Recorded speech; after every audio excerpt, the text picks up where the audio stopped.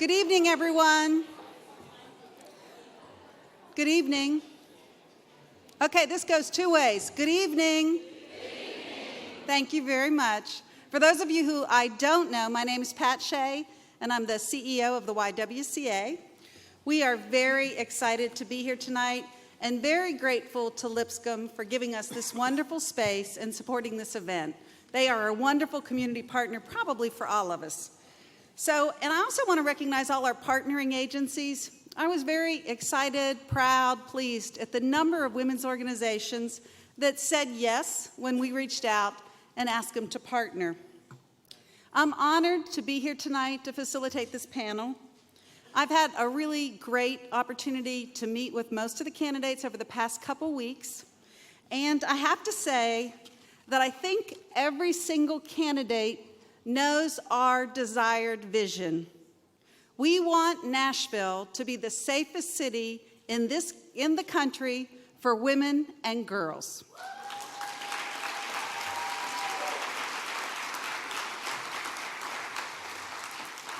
So with that in mind, I think we're going to have a really great discussion and maybe some fun tonight. As a promotion for tonight's event, we asked each candidate to respond to the question, "Are you a feminist and why?" According to Webster, a feminist is defined as a person who holds the belief that men and women should have equal rights and equal opportunities.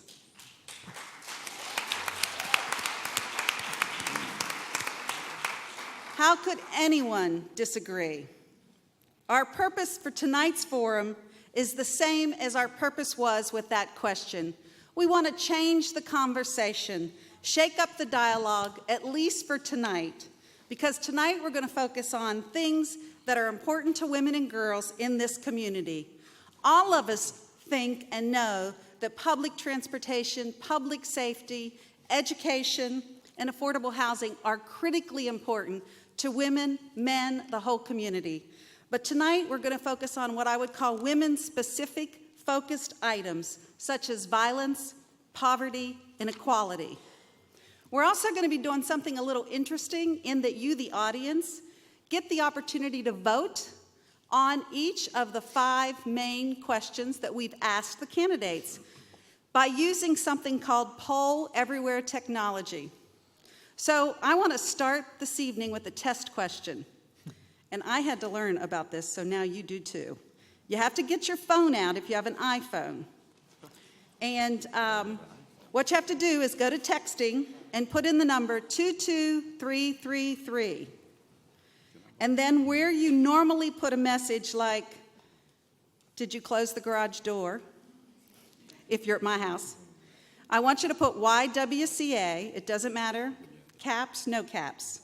And then after I ask you the test question, you get to pick one candidate, and their actual letters will stay the same all night.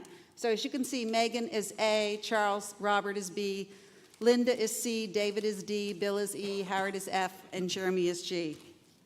So our test question for this evening.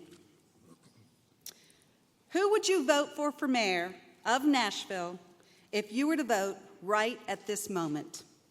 So take a few minutes. Also, anyone who's tweeting tonight, please make sure you use the hashtag YWForum. And while you test out tonight's polling system, I wanted to let everyone in the audience know that we did provide the candidates the 5 key questions in advance of tonight's conversation so that they could be prepared. However, we did insert, and the candidates, you're aware of this, a few pop-up questions, and I call them one-word or one-sentence answer questions about current events, just to keep the candidates on their toes, to liven up the night, and really for us to build in a little bit of time in the agenda for you all to get to vote on those 5 major questions. We have a timekeeper. Our timekeeper is the new president COO of the YWCA, Marjorie Eastman. She has a military background, so I would pay attention to what she says. Can you all see her sign when she holds it up? Okay, and we also, for those of you who might miss Marjorie's cue, we have a gong. So Tracy DiTomasi. Okay. We're not doing that. So we're going to try to get through tonight never having to use the gong. No. Let's get started. Anybody got questions about that texting? Just find someone. Okay, AV guys. Michelle, did you hear that? G. It's G. Right? G. That's what you need. Okay, Tom's is working. I'm sorry, what?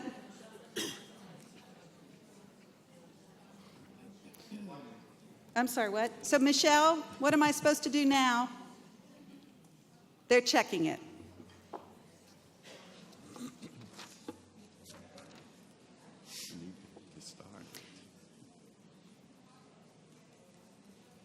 Okay, I'm going to get started with the first question. And this is really the introductory question for the candidates. This is not a question you're going to vote on.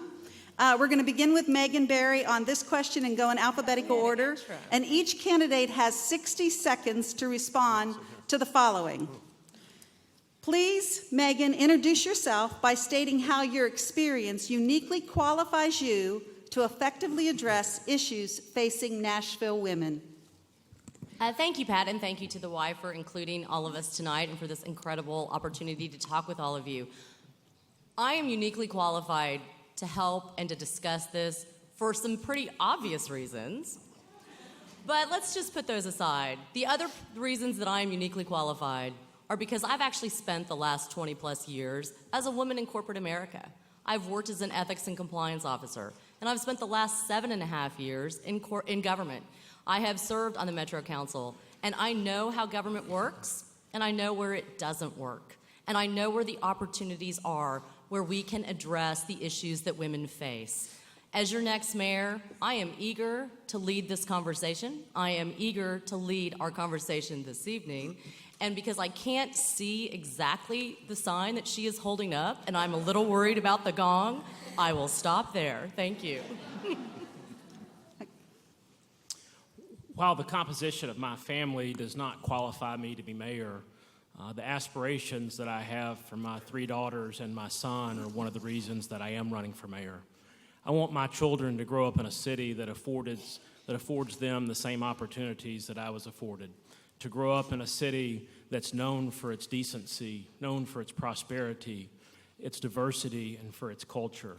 A culture where I want my daughters to understand that they are respected and valued, where they are free to think independently, where they can assume leadership roles professionally, politically, and civically, where they can pursue education and employment opportunities the same as any man and regardless of the zip code in which they live. But I also want the same for my son. I want my son to pursue those same opportunities and to also fight for those same opportunities for his sisters, and if he so chooses, for his wife, his daughters, and his granddaughters. The reason I'm running for mayor of Nashville is I want us to have a community that says every child matters, my daughters the same as my son. Thank you, Linda. Hello, I'm Linda Eskin-Rebrovic. I'm running for mayor because I am the most qualified candidate to make sure that Nashville moves forward and that we provide a city that's livable for all families. And a major part of that is making sure that we address the challenges that women face. As a woman, I've broken through glass ceilings. I have worked very hard to support women in programs, both professionally and personally. I have had the privilege of running a billion-dollar sales business for Dell. I've had the honor of being on the boards of companies, setting policy and oversight for tens of thousands of employees, and I have been a leader in Nashville, helping to make sure that every woman reaches their full potential at programs like Cable's Women on Corporate Boards, Cable's Boardwalk of Fame, and have been the co-founder of Evolve Women. And all the while, I've been a working mother, and I'm very proud of my twins that are 27 years old. I am the most uniquely qualified candidate to advocate for women's issues. Thank you, Linda. David? About 35 years ago, when I was about 19 or 20, I had probably the most formative experience of my life. I interned one summer for Jody Folk in the Victim Witness Services Unit of the District Attorney's Office. I spent the summer meeting victims, mostly women, who had been victims of domestic violence, sometimes sexual assault. And I learned about a different part of Nashville I wasn't familiar with. I remember one day Jody had me attend a rape trial that I was very uncomfortable doing. She pretty much insisted that I do it. And I watched a very strong young woman testify, scared, insecure, but with the most amazing amount of courage I've ever seen before. She told the truth and got a conviction. I remember that very clearly 35 years later. You know, that's a sensibility and sensitivity I take with me when I think about my wife Carrington or all other women in Nashville. That's the type of issue, domestic violence and all types of violence, we have to take off the table here in Nashville. Thank you, David. Bill? Thank you, Pat, and thank you for hosting this tonight. It's a great opportunity for all of us to talk about issues that are important to everyone in this city, but women's issues are at the core of what we're going to discuss tonight. My father passed away when I was a young man, and I grew up in a family that was run by my mother. I had 5 sisters, and I got a really unique look at what women can do and how women can manage a family, manage a business, and hold families together. And I had a firsthand look at that. As I think about work on these issues, I hold that close to my heart. That experience that I had after my father's death, I hold that experience of my mother running that family very close to me. As mayor, I want to drastically decrease violence against women. I've done that in my personal life and the contributions I make, and I'll continue to do that as mayor. Thank you. Howard? Thank you. Well, I do believe that my experience with my family does qualify me. I'm the son of a 90-year-old mother who has been without her husband for 20 years, and she lives by herself, and she is able to still function in a way that she deserves to be able to live. And I've watched her and helped her to be able to maneuver through this life as an elderly person. I have 4 daughters. One who is a single mother who is now teaching and has a professional life, and she's experiencing those things that single mothers experience, but also successful. I have another daughter who just moved to Cincinnati, and so she's experiencing life away from Nashville. A daughter at Hume Fogg and another daughter in the 1st grade. And so having been around that environment, I've learned a lot, and it's prepared me to be able to actually know what women do go through, but also know how to work with women in many circumstances. Thank you. Thanks, Howard. Jeremy? My name's Jeremy Kane, and I'm proud to have a record to run on. And that record includes experiences like knowing the anger and the fear of picking up one of our students' moms and taking her to the emergency room after she was beaten by a friend. I know the shame, the frustration of what it's like to have a wife who was discriminated against because she said she wanted to have a family and be a partner at a law firm. I also know what it means to have faith in a place of worship bring you out of the depths of darkness. And I also know what it's like to have the pride in having a 3-year-old, wonderful, intelligent, energetic, frustrating, wonderful little girl.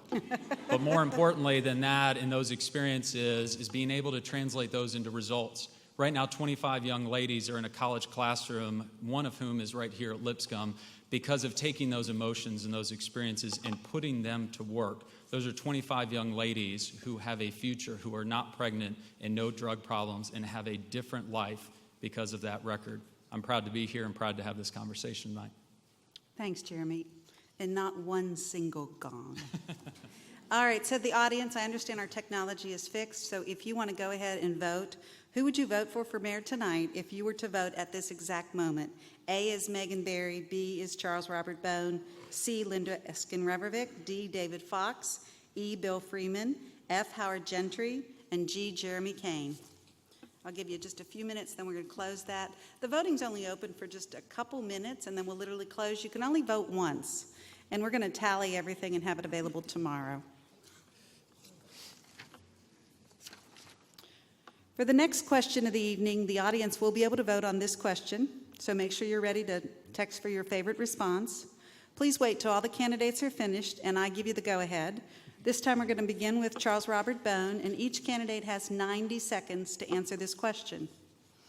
As you know, more than 100 community members came together and conducted a domestic violence safety and accountability assessment, following victims and offenders from the 911 call through the justice system.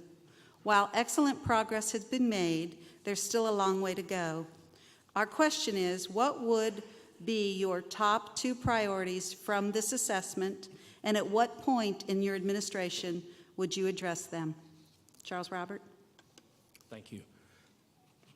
I think the assessment team that came together and the product of you all's work is a model for what should happen in this city, not just with domestic violence, but the other big issues that we tackle from time to time.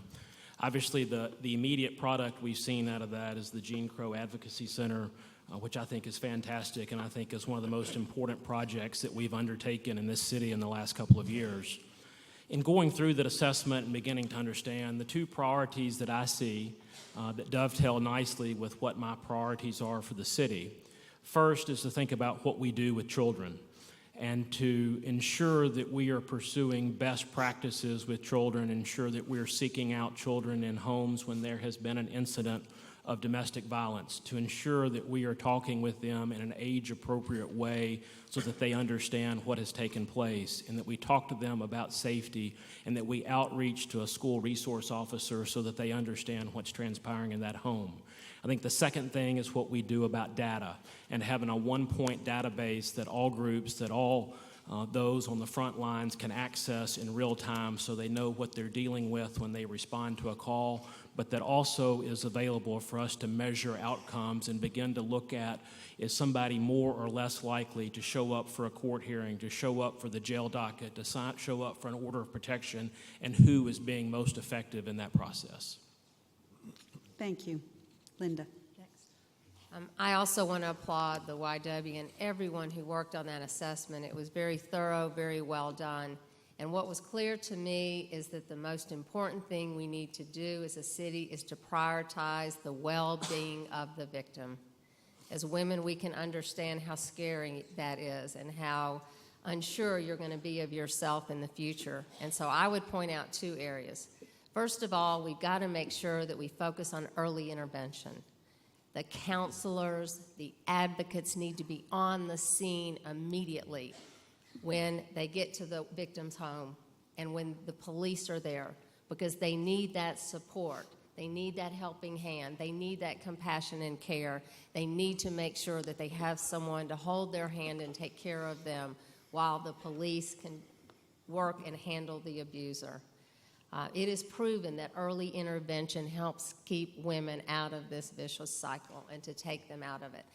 The second thing is I would also focus on the smart 911. Of course I would say that because my platform's around a smarter Nashville.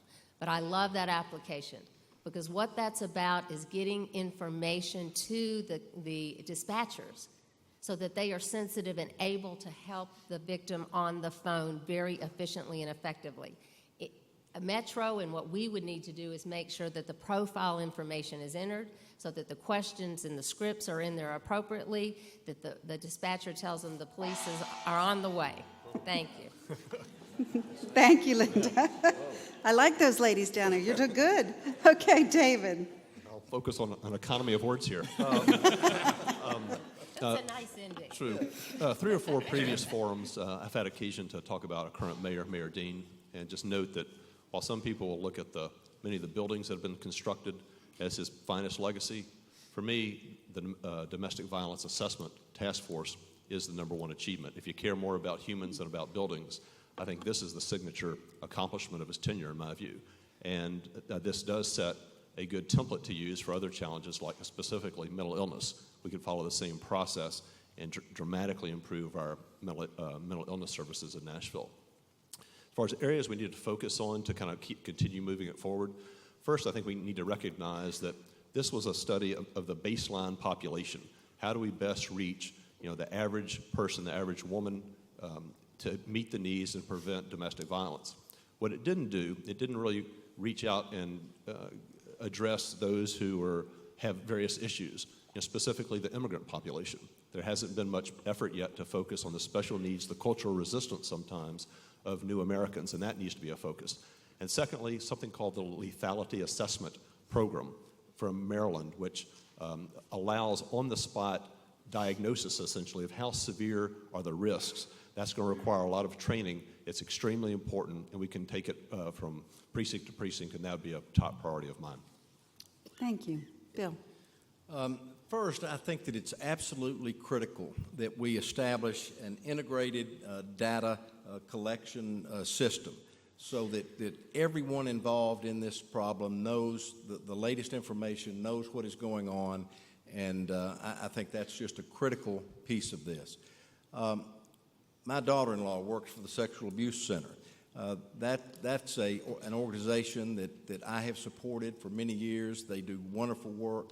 But having this type of a system so that we can properly assess what the risks are before things happen is critical. Second, it's absolutely imperative that we establish a coordinated community response so that we can monitor what's going on and get the community involved. And I think it's critical that we develop a family justice center in Nashville. The center will pull together all relevant agencies, departments, nonprofits under one roof, enabling our community to have greater collaboration and collective impact to decrease this violent crime. Thank you. Howard? Thank you. First thing I'll do as mayor is to make sure that assessment gets off the shelf. And I'm not saying it's on the shelf now, but in transition, it's going to get on the shelf. And a lot of times we come up with plans and assessments and they never get completed because they don't come off the shelf. As being criminal court clerk, I'm actually involved. I'm involved in the domestic violence court, and we are intimately involved because we have clerks involved in that process. And one thing I do know is that the court experience is one of the most confusing, most scary, most uncomfortable times in the domestic violence experience. And it's important that we are able to process that experience as quickly as effectively as possible. And being in the system, I also understand how important it is not just to fund the court, but to fund the other departments around that court experience that also has to process what is needed. And so I'm going to look at making sure that everyone is funded properly and that it is staffed properly. Also, what's important is that nobody gets left out. And the people who are violated, the people who are victims, sometimes are not able financially to get the support they need. And we have to make sure that we have the proper outreach and the proper programs to help. Thank you. Thank you. I would go for the gong if I were you all, so what the heck. Jeremy? Good. I've said this at a number of our forums, but it's just as applicable here. As day one, I would host a cabinet meeting. And the head of MDHA does not work for me. The head of MTA does not work for me. The new superintendent does not work for me. Glenn Funk, our new DA, does not work for me. But yet, if we're going to seriously address domestic violence and safety and have accountability, it is going to take all of us, all department heads, all of Metro Nashville, sitting around that table to not only set the tone, but to set it in practice that this is all connected, and we are going to connect it. Because far too many of our families at Leeds stayed in violent situations because of housing. Those are directly linked. Once a family tries to get out or a woman tries to get out and can get out, it is linked to transportation, about linking to a job or to a counselor. So day one, it will start in my administration by setting that tone of collaboration and partnership throughout Metro government. Number two, it will be about communication, increasing that communication not just amongst department heads, but what Linda, you talked about smart technology. It's about allowing a victim to text to the police. Because oftentimes when you're trying to make that phone call, your perpetrator will know that. And how do we get that text? How do we also increase the number of translators within the public defender's office? Because we're becoming a more diverse community. So how do we allow those victims to communicate with their legal counsel, with the judges and the advocates? So those are two concrete steps I would take. First, within the first day in office, and I'm going to get the gong, within the first 6 months. That's good. All right, so Now maybe we we're want just the all, gong. we're all going for gongs, okay? Don't be wasting 1 minute. It Megan, used to be a gong show. I think you're okay. giving our age here. Thank you, Pat. Megan. Government does tend to study everything. And I was really pleased when we took the time and the energy to study this really important piece, but not only study it, but take it from study to action. And the assessment that we have before us has a lot of action items in it. And the two that I want to talk about right now that I think are the most critical that I will do first is the first thing I will do is the Family Justice Center. You know, we have a one-stop shop right now if you want to build something in Nashville. You can go pull a code and permits and everything. Why don't we have a one-stop shop for victims of domestic violence? We know that if it takes a long time for a victim to get the services they need, the likelihood that they will go from victim to survivor is low. The second thing is the lethal assessment protocol. If you want to know how to assess something, you ask people. We do this all the time with our homeless population. We ask them questions, and that gives us an indicator of what the likelihood is that they will die on our streets. We have to do the same with domestic violence victims. We know if there's a gun in the house, you have a 52% more likely chance of dying at the hands of that perpetrator. Have you ever been choked? We know that your chances go way up. In my administration, every precinct will have that protocol, and I will roll that out on day one, along with the Family Justice Center, because Chattanooga has one, Knoxville's getting one, and we're gonna need one too. Thank you, Megan. So before we go to the next question, I just want to give a shout out to a special person. The Domestic Violence Safety and Assessment Project was under the leadership of Mayor Carl Dean's office, but under the day-to-day management of Diane Lance. And I think Diane's here. Diane, will you stand up?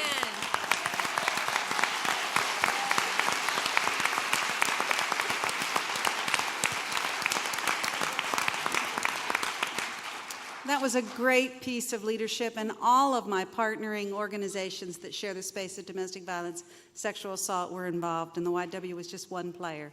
Thanks, Diane. Okay, audience, you get to vote on the last question. So which candidate best answered the question about violence against women? Please select one candidate. You can only vote one time, and we're only going to get to vote for a few minutes. And the letters are up there.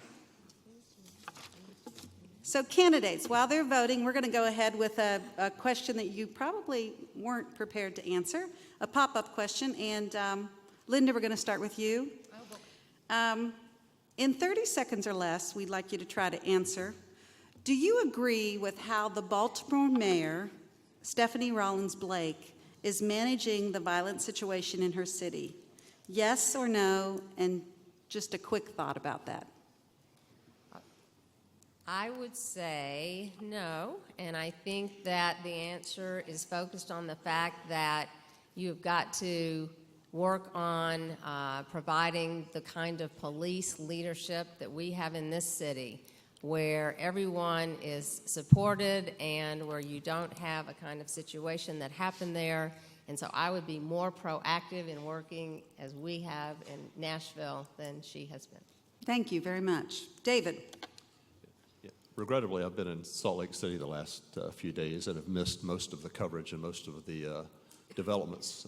So I don't know enough about her leadership decisions to comment on it. I'll just say that knowing the bedlam that's ensued there, kind of like Ferguson, these issues don't just happen. Things escalate.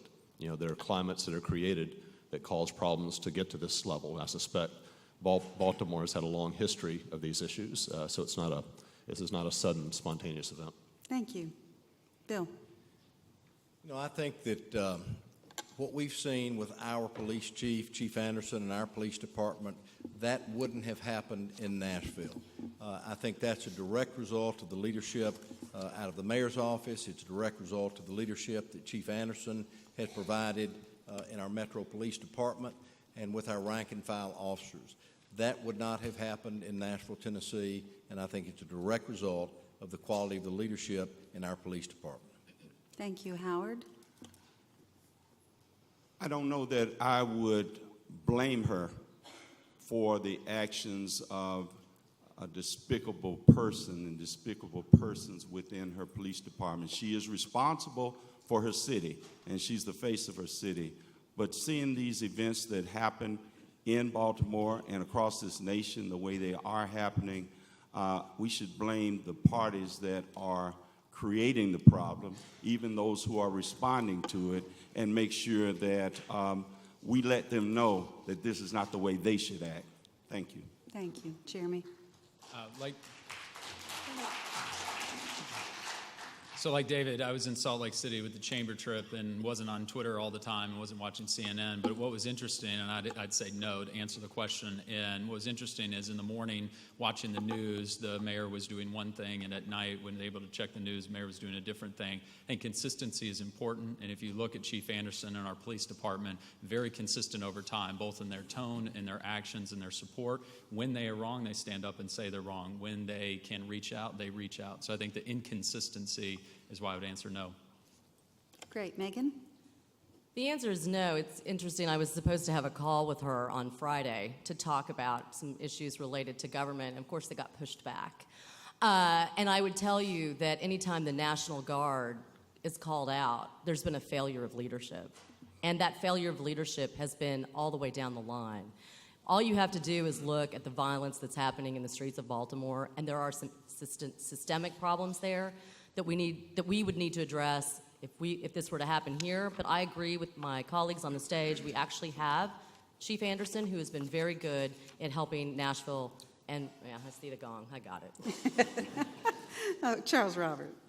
Having met the mayor of Baltimore a couple of times, I'm a huge fan of her. Obviously, I don't think any of us are in a position to second guess what they're going through. While I would like to think that this could never happen in Nashville, because certainly we have relationships and leadership that are different than a lot of cities, what concerns me is when you look at the profile of the protester, it looks like an 18 to 25-year-old man who's most likely unemployed, who's most likely in poverty. And when you look at the statistics in Nashville, it's my concern that we need to be speaking to that group so that they don't feel disenfranchised like clearly they do in Baltimore.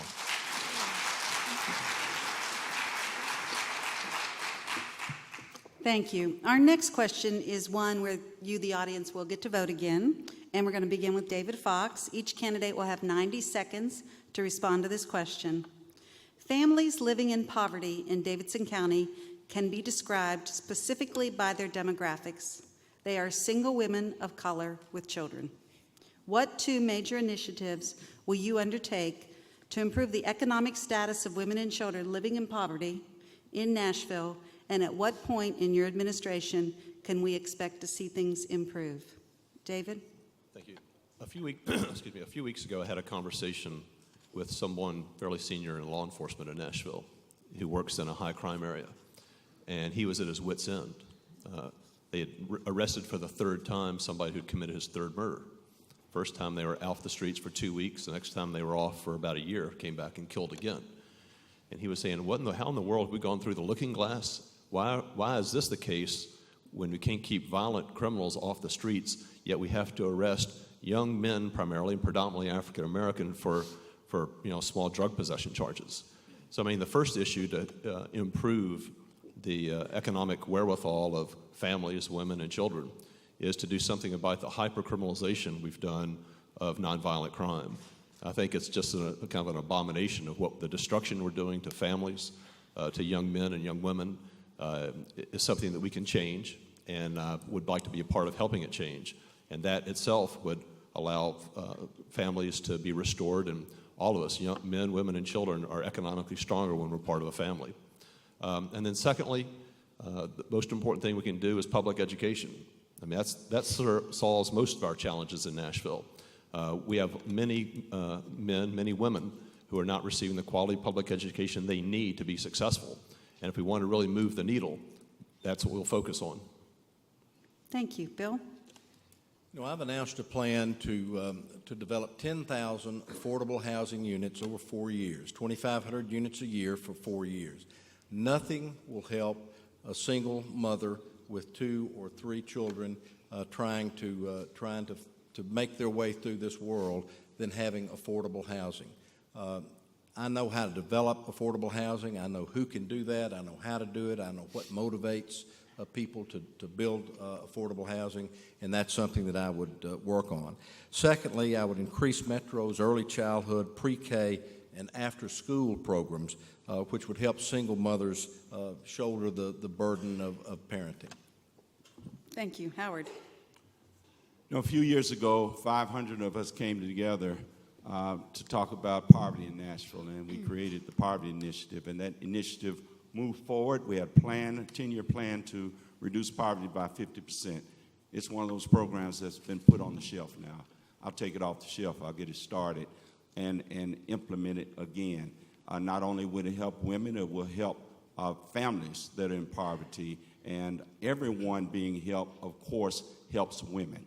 And so that's very important that we work together collaboratively to improve the impoverished state of our citizens in this city. Also, we have in our city very few places where women and children can go and be sheltered in situations behind abuse or in situations of poverty. I will bring those agencies together, provide support for those agencies so we will have more opportunities, more entities to help women who find themselves in tough situations, both financially and also within their domestic situations. Thank you. Jeremy? Two things. One that I've seen in my personal life is early high-quality child care. We know that the returns on that are 10 to 1. Pre-K, which I'm also in favor of, the returns are only 7 to 1. We have to start early. A child's brain develops more in the first 3 years of their life than the rest of their life altogether.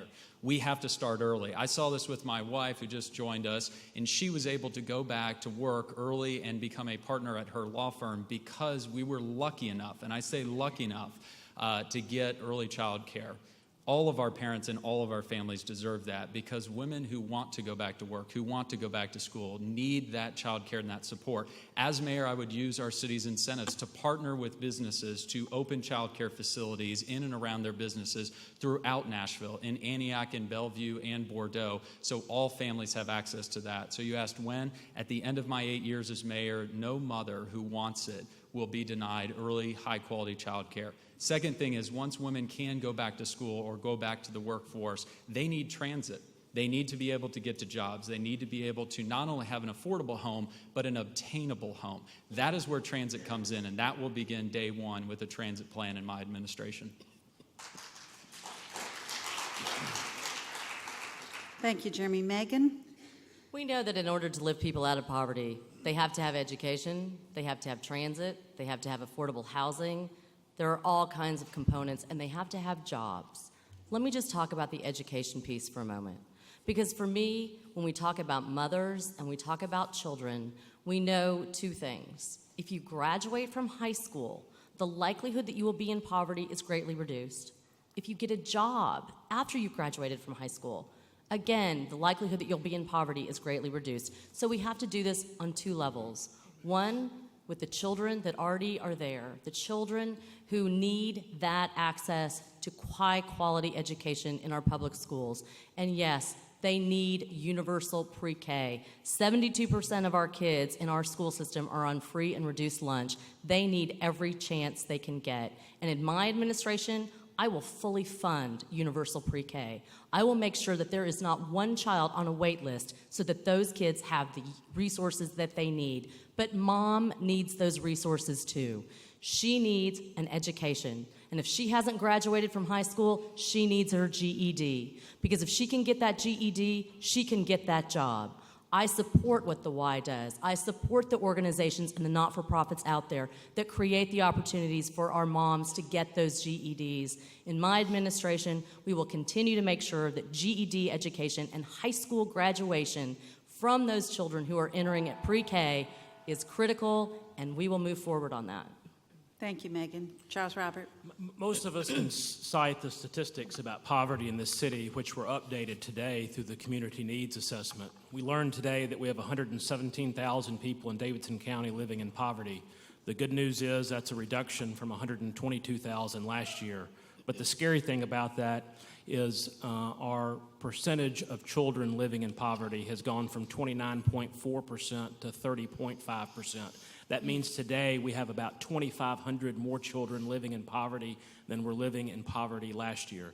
The two statistics that stick out to me the most are the fact that if you are a single mother with a child under 5 years old, you are 43% likely to live in poverty in this city.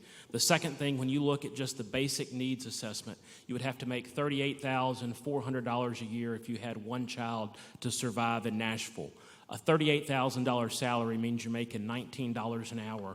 That is not a place where we excel in this city. If we want to talk about raising kids and raising children out of poverty, it is about providing affordable housing, not affordable housing to those making 115% of mean income, but those making 40 to 60% of mean income at that $38,000 level. It's also about providing after-school and out-of-school programming, because the reality is the school day and the school calendar does not match up well with what the workforce requires, and I think that's our opportunity as a city going forward. Thank you.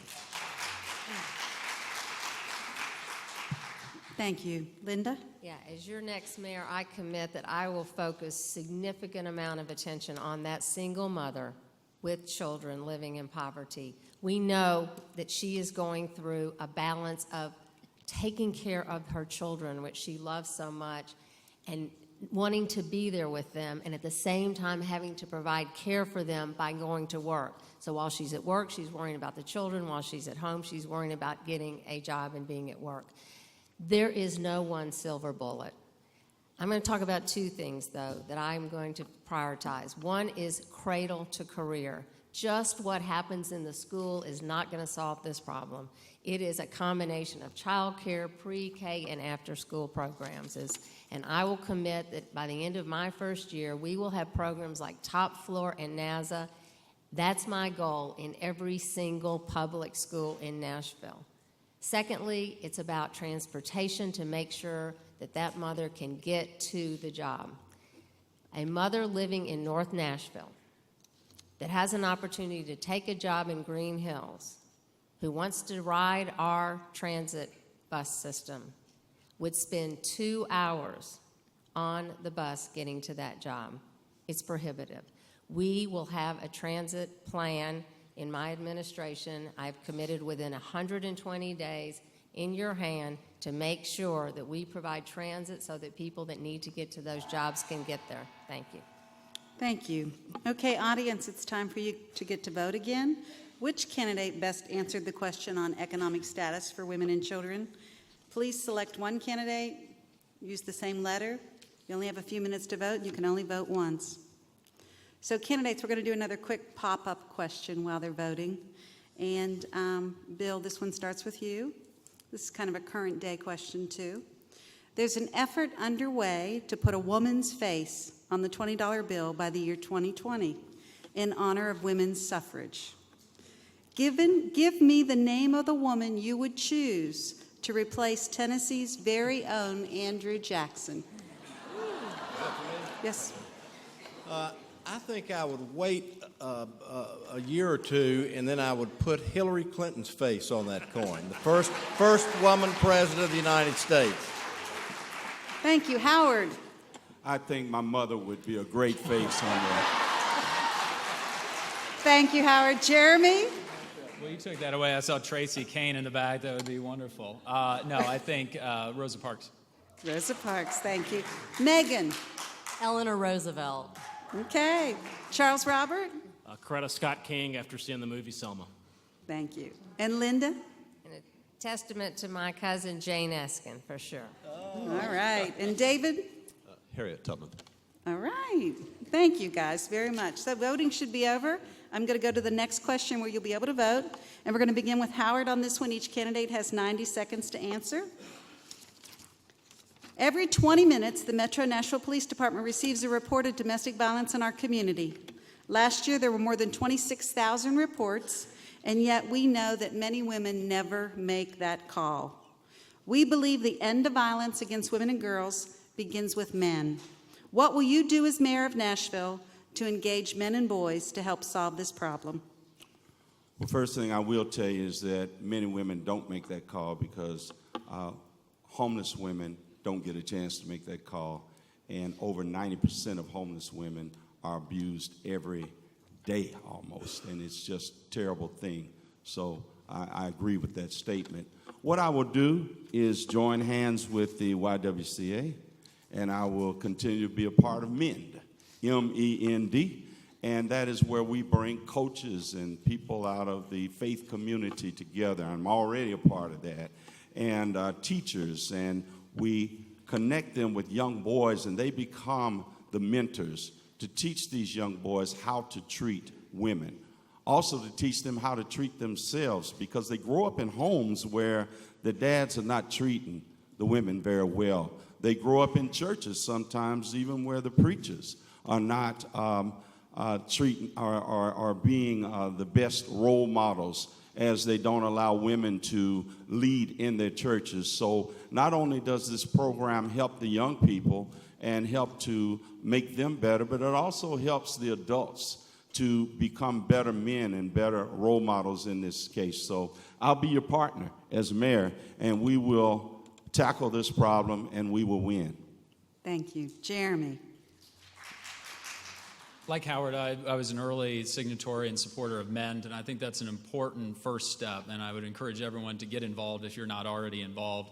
And I think the connection between athletics with faith, and also when we start early, it's very important. I was an athlete growing up, and as a swimmer, I learned how to stretch. I learned how to be part of a team. I learned things that still to this day about waking up at 4:45 every morning as if I'm going to practice. Those things were inculcated into my head early on. We need to do the same thing with the culture and the character and the expectations that men will take responsibility for themselves, will take responsibility for their sisters and their daughters and their mothers. So starting early and starting there. As mayor, I would have this initiative come out of my office of neighborhoods, nonprofits, and faith.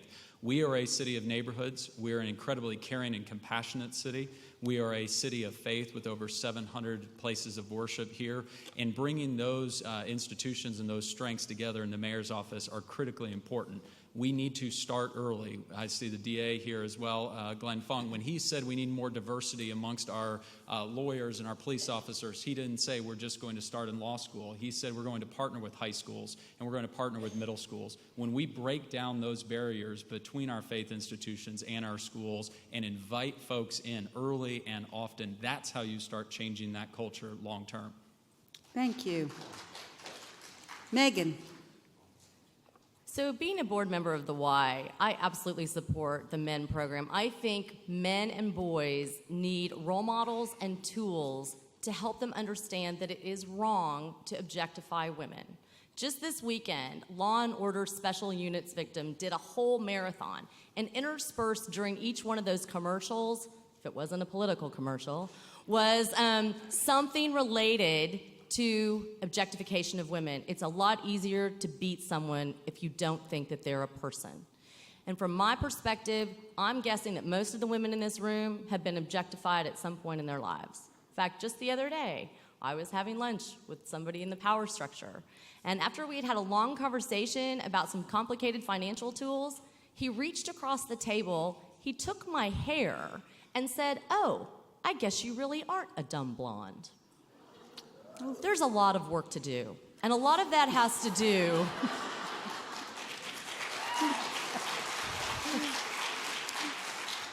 with the power structures, and a lot of men occupy space in those power structures. In fact, last year, we had a judge who released someone on a 12-hour hold, and that person went back and beat his girlfriend. I asked to hold that judge accountable, and I think that's what should happen. As we move forward, we have to send the message to victims. We worked this year on legislation that now makes the 12-hour default the default. I think that sends a positive message, and as we work to change the power structures, we need men and women. A multiple bong for Megan Barry. Charles Robert, please.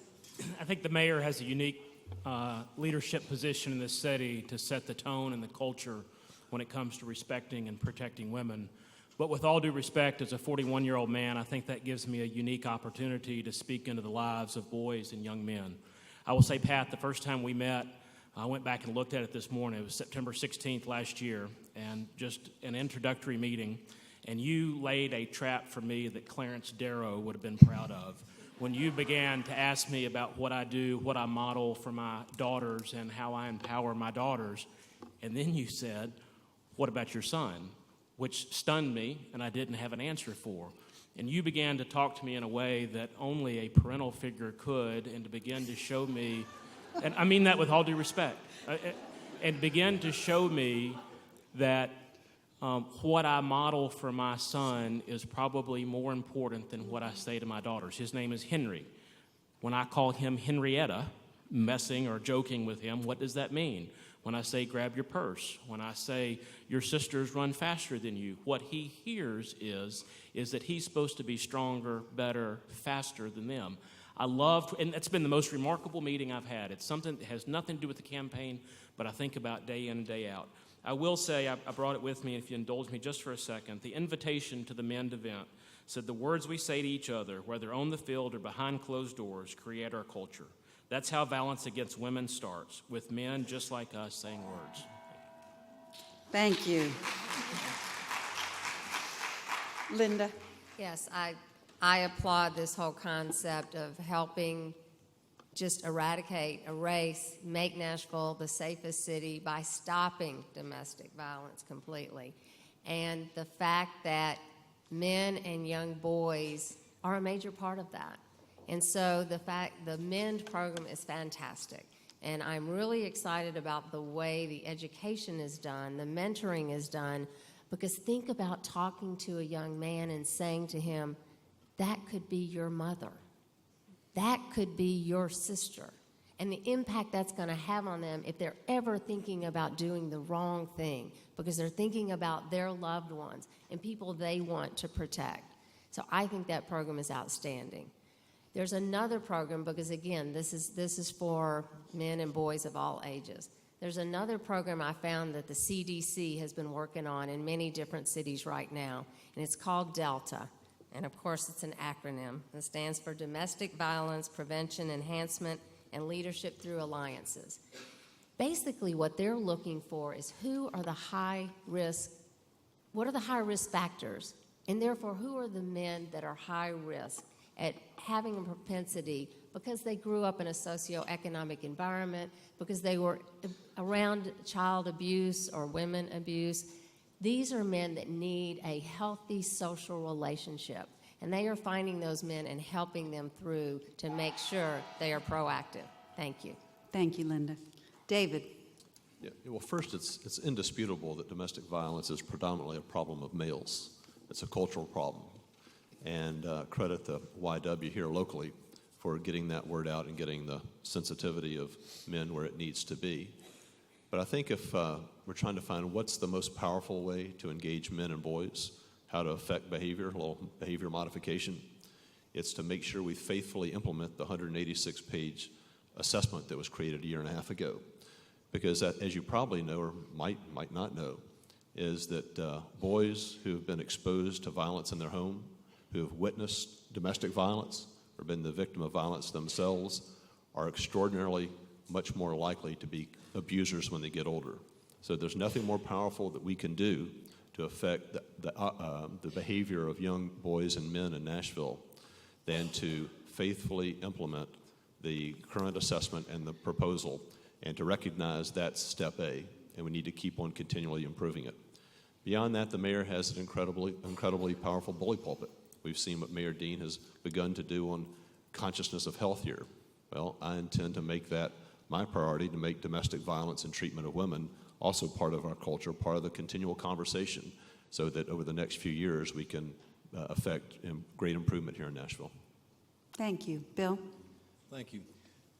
26,000 reported reports of domestic violence is entirely too many for our great city of Nashville.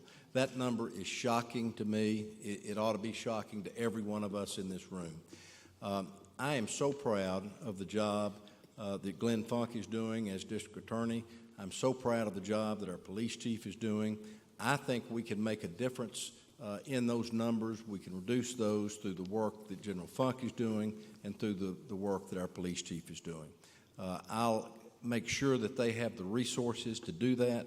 I'll work to that end, and I think therein lies our solution. Thank you. I want to give a big shout out to Captain John Drake. Captain Drake, are you still here? Would you stand up, please?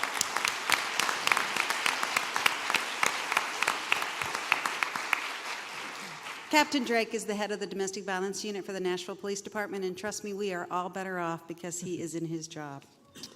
So, audience, you get a chance to vote again on which candidate answered the best question, or answered the question the best about engaging men to reduce violence against women.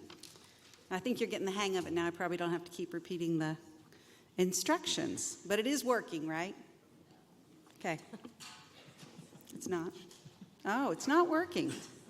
It's working on this side of the room. Okay, our last pop-up question for the evening, and we're going to start with Jeremy. Jeremy, as mayor of Nashville, if you were going to emulate one public figure based on his or her record of support for women, who would that person be? Wow. One word. The immediate one that comes to mind is my father.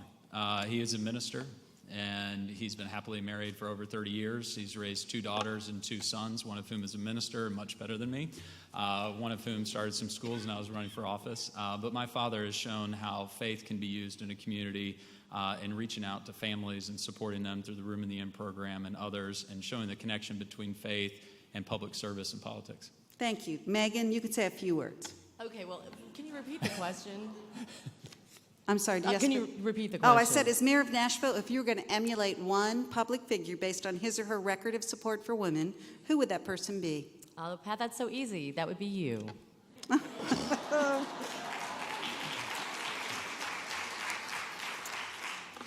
We're not voting on this one, right? Okay, Charles Robert? Mine would also be my dad. My dad, my entire life, has been a champion of racial diversity and gender equality even before those things were fashionable as they are today, and certainly was just a way of life growing up that he's emulated not only in our home but also in our law firm and the other businesses we've been a part of. Thank you. Linda? Yeah, I'm proud to say that would be my husband, Art. From day one, he encouraged me to pursue a career and be a manager, to take that job at IBM in Huntsville and drive back and forth, that we would make it through it, to get on a public company board, that I had the ability to do that. He was chair of the Metro Human Relations Commission. He has been a tireless supporter of women. Thank you. David? I suppose this is the obvious response, but Mayor Dean, domestic violence isn't a new problem, and it really hasn't been tackled with real muscle until the last couple of years. And so I applaud Mayor Dean to partner with Diane and others in the community to make a difference for women, for the future. Thank you. Bill? I mentioned earlier that my father passed away when I was a young man, and my mother stepped up and raised 6 children. I was the oldest, had 5 younger sisters, and the role model that she was and that she played in our family made sure that we were well taken care of, that we all attended school and did the best that we could. The role model that she played in raising that family by herself is something that I think about all the time, motivates me all the time, and convinces me how strong and how powerful one woman can be. Thank you. Thank you. And Howard? I would say as a public figure, Coach Ed Temple, the head coach of the Tennessee State University Tiger Bells, 40 Olympians, females, took them to all parts of the country, 23 medals, 13 gold. All 40 graduated from college. All of them have been successful. They come back every year to see him and to thank him for being not just their coach, but their father figure. And to me, he is one of the greatest examples. Thank you. And so this is the 4th question, and some of you are voting because they're telling me and it's working, so I apologize to those of you who can't. I wish I could explain that, but trust me, we're way beyond my technology knowledge. The 4th question is one that we're going to start again with Megan, and each candidate will have 90 seconds. According to a recent study by the Metro Human Relations Commission, there's a disparity in the number of women employed within Metro government, and specifically the number of women in leadership. What tangible actions will you take to ensure that Metro government hires enough women to represent our population and that they receive equitable pay by the end of your first year in office? Thanks, Pat. So, the other day I was walking down the street and somebody stopped me and they said, if you're elected to be the first mayor of Nashville, that's fabulous. You'll be a woman and we can pay you less. Now, I think they were kidding, but we do know that women make 77 cents to every dollar a man makes, and if you're a woman of color, you make even less. And I actually believe that women are worth the dollar that a man makes. And in my administration, if you go back and look at that Human Relations Commission report, and again, it's another report that we actually have to take action on, which I will do, it shows you that the biggest gap for women and minorities in metro government is when we hire and promote. We have a lot of women who are making the same money as men. It's not about that. It's about making sure that we are hiring and promoting and giving and recruiting the top jobs to women and minorities. And in my administration, we will have accountability because, as I've said publicly, we will have a chief diversity officer. A chief diversity officer that holds accountable not just me, but everybody in every part of metro government to make sure that we are actively hiring, promoting, not only bringing in women and minorities, but making sure that they are in those top jobs. It's critical. And I go back to what that person on the street said to me. I want to make sure that all of metro employees are paid fairly and they're paid what they are worth. And women are worth it. Thank you.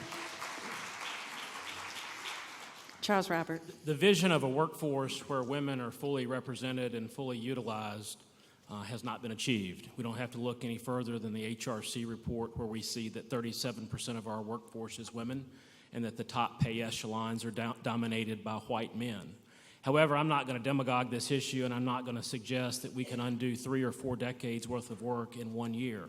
The reality is this cannot be fixed with the stroke of a pen. To suggest that this can be done by executive order is a misunderstanding of what the charter says in Metro as well as what our civil service structure is.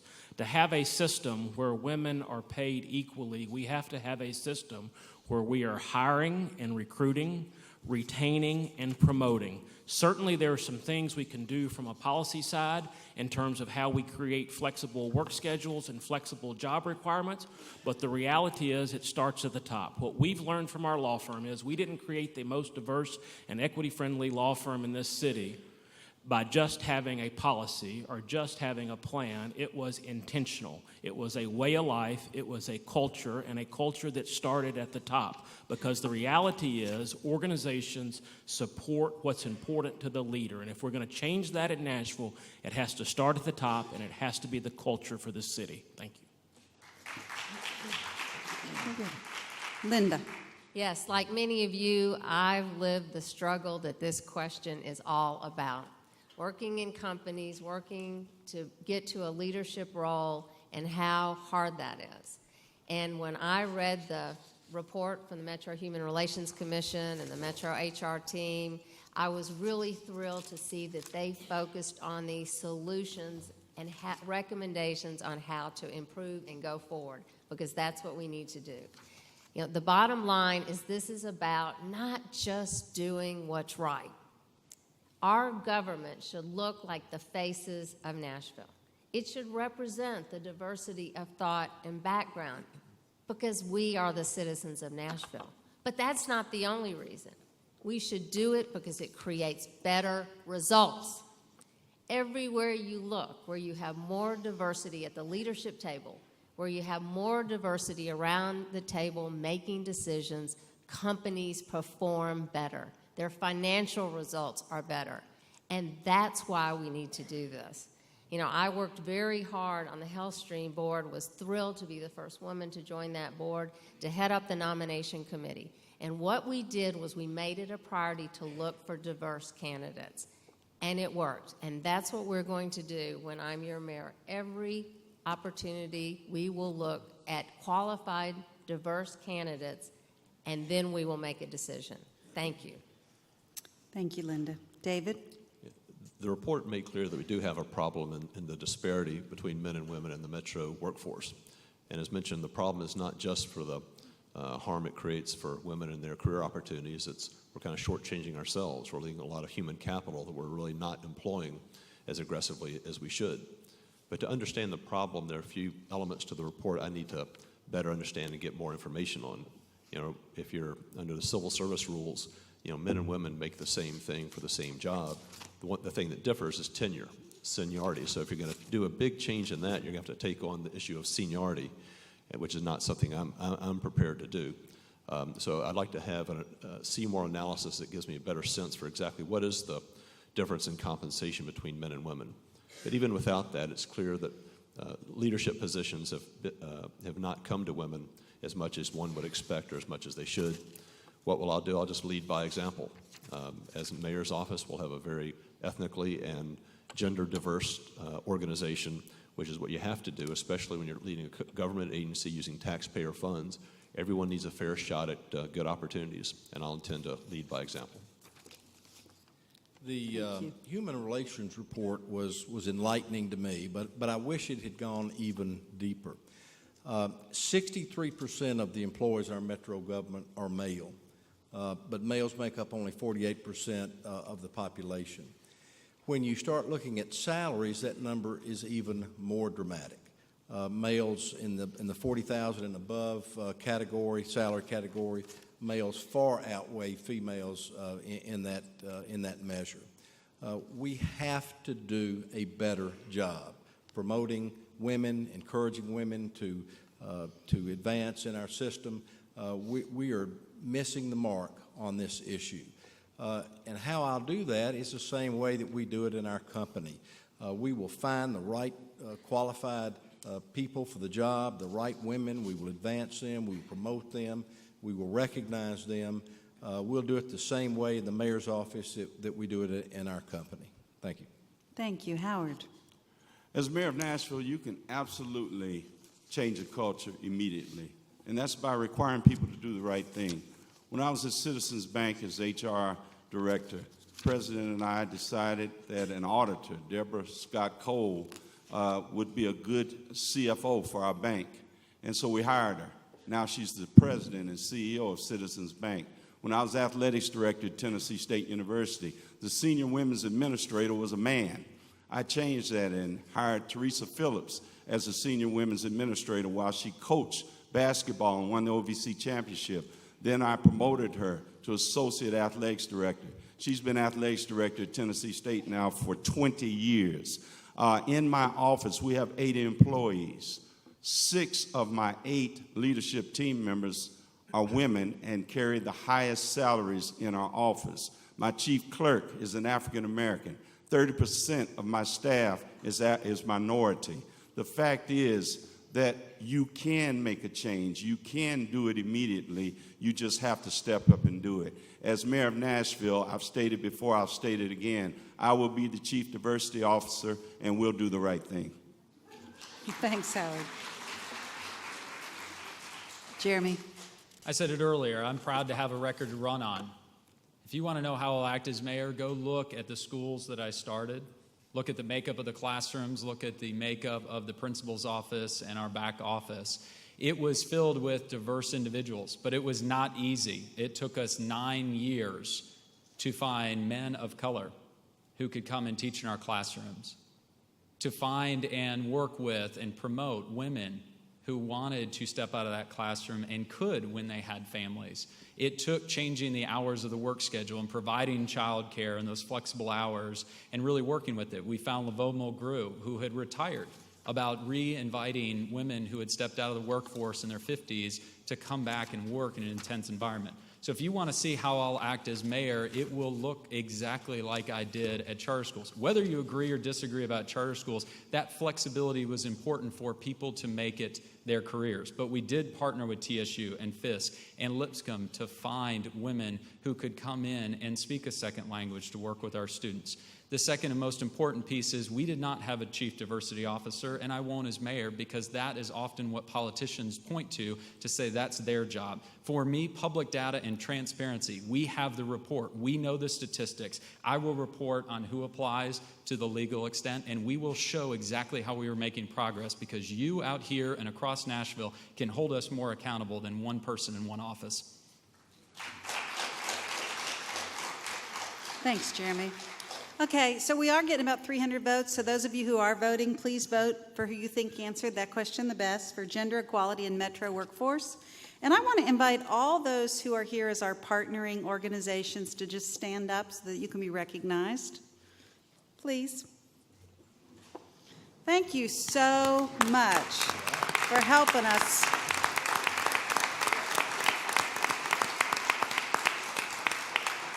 Really appreciate all that you've done to help us fill this room tonight. So here's another question that we will get to vote on. Each candidate has 90 seconds. Charles Robert, we're going to start with you. How do you think girls from kindergarten to high school are doing in the IT city? What challenges are facing girls in Nashville, and what will you do to make Nashville the IT city for them? I think a lot of our girls are struggling. When I tour schools, or I tour an after-school program, or I read in a school, I look into the eyes of these young women and these girls, and I see my kids looking back at me, and I see the same thing. I see kids that want to be loved, they want to be valued, they want to be respected, and they want the door of opportunity open to them. But we're creating obstacles to that. You look just at the school system, and when you understand that 24,000 kids will end the school year next month in a different school in which they started, and understand the high correlation between that and lack of affordable housing, lack of transit options, the fact that 72 or 73% of our children are in poverty and qualify for free and reduced lunch, or the fact that 2,900 of our students are homeless, there are obstacles to that opportunity. What I would like to do is come back and create a summer jobs and internship program that was once done long ago in this city, and that has been modeled from the public and private sector across the country. And while it wouldn't be exclusive to young women and girls, certainly there would be that opportunity, and that would be that emphasis, so that we begin to capture some of these young ladies, we begin to capture those who are falling out of the system, to connect them with summer jobs, to connect them with internship programs, and most importantly, to connect them with mentors, so that they see what is on the other side, and we help them expand that opportunity. Great, thank you. Linda? Yes, our girls face tremendous amount of peer pressure. They want to be liked, they want to be social, they want to look good, and they need confidence. And I want our girls in our schools to be focused on their careers. I want them to be focused on a goal. I want them to be focused on their dream and that they can accomplish it. And to make sure that they know that there are jobs in non-traditional positions that they might not have been thinking about. And obviously, one of the most important of those job areas is STEM, to be thinking about science, technology, engineering, and math. They can go into those careers and be extremely successful. They can make a lot more money. There are 1,500, as I've said over and over, unfulfilled and open technology jobs in our city right now. I want to make sure that the girls in our K through 12 are thinking about that for their future. I want to make sure that we're helping train them. I want to make sure they're seeing mentors that are talking to them about being successful in those careers. I want to make sure that they have those opportunities in STEM to be successful. You know, I think back about my very first day at IBM when a sales rep walked up to me and shook my hand and said, "When are you going to quit? All the other women before you, they quit and got married." Well, I hung in there just so I could be one of those role models for the girls in our schools. Thank you. Great, Linda, thank you. Bill? You Oh, I'm sorry, David, I'm sorry. I'm sorry. No, that's no worries. Nashville has never been more a tale of two cities than it is right now in 2015. For most of us in the room, life has never been better. The trends have been awesome. There's more economic opportunity. There's more culturally enriching place to be, and everything does seem terrific. But when you look at the statistics, 30% of children under 18 are in poverty in Nashville, and that declines with age, so that by the time people are 65 and over in Nashville, roughly 8% are in poverty. So that tells us the severity of need of both boys and girls under 18. And there's one issue that I think we all understand is the main driver of the challenges, things that hold back the potential of young people, and that's the quality of our public education in Nashville. We have a huge crisis. People don't really respond that way, and if you've been listening to the Mayoral conversation, you'd never know it. There have been a lot of very interesting conversations in these 23 or 24 forums. Education has not been one of them. But there's nothing more powerful we can do than provide a better education for children. People like to dismiss what's going on in charter schools, but lives are being changed in charter schools. I don't care who provides public education, if it's MNPS or if it's another nonprofit organization. We're having huge success. We have to have a mayor who understands that we're not going to have significantly better quality of education unless the mayor both understands the problem and spends the political capital to make it happen. The school board has not really gotten the job done historically. It's the mayor who can see to it. That's how we solve this. Thank you. Bill? Girls need to feel safe, confident, and valued. It's hard for me to talk about these issues without looking through the prism of my family and my two granddaughters. They need to feel safe, confident, and valued by all of us. Secondly, I worry about whether girls and young women are getting the same opportunities as boys and men pursuing careers in science, technology, engineering, and math, the STEM classes and programs that was mentioned earlier. Nashville has its STEM program at Stratford and other schools, but it's going to take a long-term effort to get more women into these fields. If Nashville can make this a priority, not only through metro schools, but through its colleges and universities, then we can begin to think of us as the real IT city. Thank you. Howard? I'm going to try to get through this. Just thinking about my 4 daughters and how blessed and fortunate they are. I cheated on this question. I have a very dear friend who's experienced domestic violence, and I asked the question, what does a child need? She has a daughter, young daughter, and knowing what she's experienced, and she said they need to have better or more greater self-esteem. And they need to not experience so much bullying. But finally, she said, what they really need is love.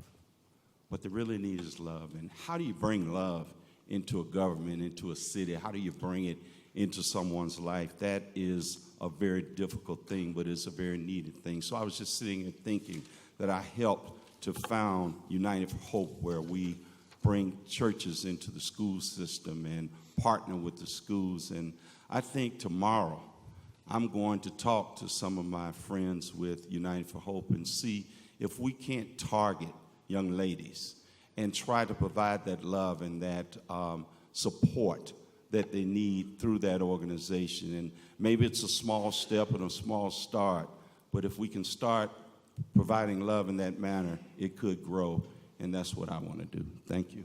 Thank you. Jeremy? I think the question is, or the answer rather to the question is, it depends. If you live in the right neighborhood and you're lucky enough to have a family, you are part of the IT city. But all too often, our kids and their futures are dependent on the family that they're born into or the neighborhood that they have to, unfortunately, not choose to live in. So as mayor, my goal would be to provide every single child and every girl and young lady a strong start, a secure future, through our education system, and if they need it, a second chance.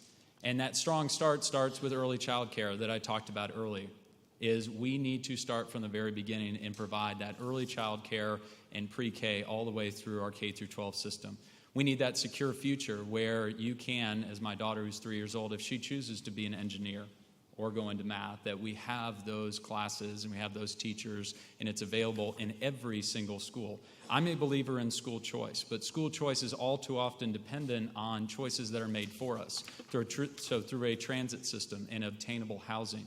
But also we need a second chance where if you make a decision at one point in your life, you can go back to school. If you make a bad decision, you can get a GED and go forward. That is what it's about, where opening up more choices and more opportunities. As mayor, that would be a strong start, a secure future, and a second chance for every young lady and every student.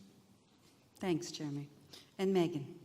You know, it's a funny paradox because actually girls do better than boys. They more likely to graduate from high school. They're more likely to go on to college. They're more likely to graduate from college and get that first job. But what we don't see is representation of women in the boardroom. Less than 5% of the S&P 500 has a woman CEO. And I think that goes back to the challenges that our girls face. That's because girls don't know what their worth is. And let me tell you some of the statistics that I found pretty staggering. 7 in 10 girls believe that they are not pretty enough, they're not popular enough, they're not smart enough. 1 in 4 girls cuts themselves, has an eating disorder, or some other kind of clinical diagnosis. And by the age of 13, 53% of young girls hate their bodies, and by the age of 17, 78% of young girls hate their bodies. This is about knowing what your worth is. Valley Forrester over at Act Like a Girl, who has an amazing program, talks about this. And she says when women know their worth, they stand up for themselves, and that means reducing domestic violence. When young girls know their worth, they also stand up for others. That makes them excellent leaders.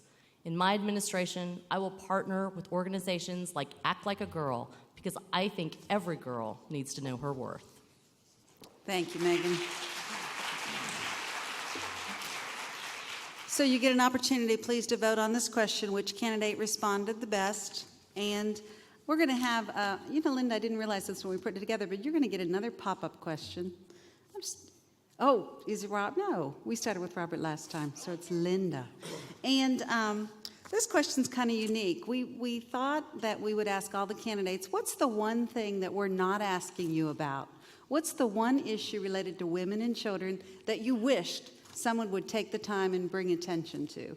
So take 60 seconds and answer that question for us. Yeah, you've asked about everything, but I do want to go back to the whole work-life balance that women deal with. It is such a hard thing because you often leave the workforce as a woman to go take care of your family, and that's a great choice. It's a wonderful choice. But then getting back into the workforce is really, really hard. And that's why we don't see as many women in leadership roles in some cases, because they step out of big companies. And I am dedicated to making sure that we provide the right stair step back in and that we provide the right support to make sure that women can have work-life balance. You just have to give more priority to one at one time and more priority to another at the other time. And that is something that is so important in Nashville, to make sure that we make this, I love it, the safest city for women and children. We can do that. We will do that. Thank you. David. Sure. With a background in business and a lot of friends and like private equity and other firms that fund other companies, here's a question I guess I'm glad you didn't ask because I don't have a great answer, but I've kind of been perplexed why we don't have as many women in entrepreneurial roles, like seeking, turning in business plans, seeking capital, seeking support for new businesses.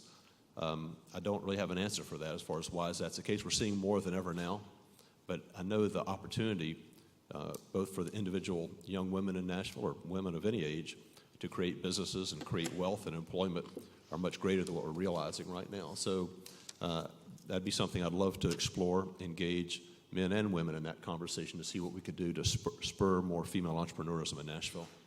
Good, thanks. Bill.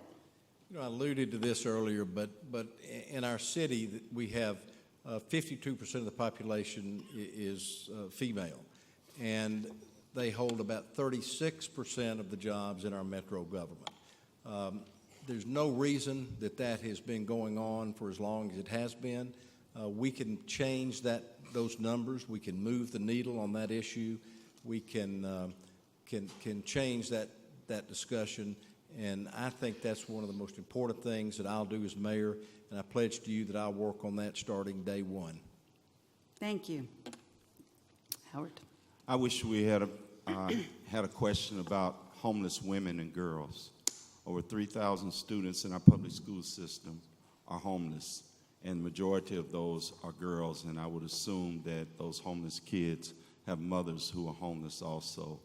And homeless families and homeless women have the least support and the least structure and the least help in this city. We've got to do better. We have got to work harder. We have got to come up not with solutions, but opportunities, because the solutions we already know. It's housing, it's services, it's those things that are needed, but it's also expensive, and it takes a lot to take care of a family, a mother and their child. But we've got to do it, and we will do it if I become your mayor of Nashville, when I become your mayor of Nashville. Thank you. Jeremy? A question that's come up, we've done 4 town halls and over 50 meet and greets, and it's come up almost every single time. It's never come up in a debate, is are we an age-friendly city? And I think that's something as a city we need to start talking about. I've talked about since day one in my campaign, and will be an integral part to my tenure and career and results that I plan to get as your mayor, especially when we talk women who are aging. We see elderly abuse on the rise. We also see from the statistics that despite all the great new travel and leisure and all of Benjamin and Max Goldberg's great restaurants, we are actually getting older as a city. What does it look like for a transit system? What does it look like when we retire? And how do we keep more women in the workforce longer? I was picked up this morning or this afternoon from the airport from an Uber driver. She was a 65-year-old woman who just decided she didn't want to be retired. And it was such a fascinating conversation where she was still engaged, still involved, and felt like she could be because of that Uber. That made me sound old, that Uber. Because of Uber. The Twitter. Be careful. Thank you. Megan? You know, the state legislature says that I can't answer that question because I'm a woman, and it's going to take me 48 hours for me to figure out a decision.